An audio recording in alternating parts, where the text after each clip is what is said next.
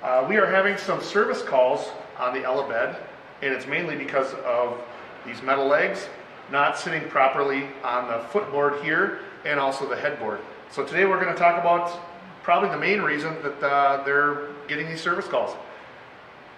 This metal leg should be sitting flush on this wood piece. We line it up, as you can see, in the middle of this bracket, all the way up through the middle of the leg. And the main reason we're getting some service calls, and as Chris can kind of zoom in there, is if it doesn't sit flush on the wood, if it's sitting up on the actual fabric and also these staples, it will definitely have a curve to it and it will look unappealing to our customers.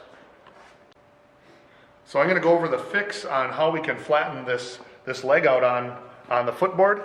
What the first main thing you can do is actually peel back the upholstery while you're putting that leg on. And if you can peel it back enough and sit it flat, you can kind of put it underneath there a little bit. It looks like we can actually do that here. And then this will actually sit flat in there. The other fix that we can do if there's too much upholstery there is we can actually cut it back a little bit. Being very careful, we want to kind of be on the inside of the staples there, so we actually don't undo the fabric a little bit. We can actually cut it back a little bit, and that'll give us a little more room to get that leg on there. Now that Dave has cleaned up the fabric on here, he's going to install the leg.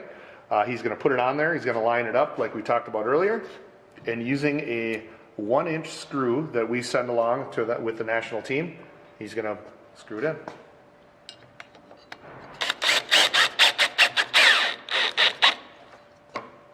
So we'll put all 4 of those in there. Being careful not to strip them out on the bottom end. It's just kind of a small piece of wood.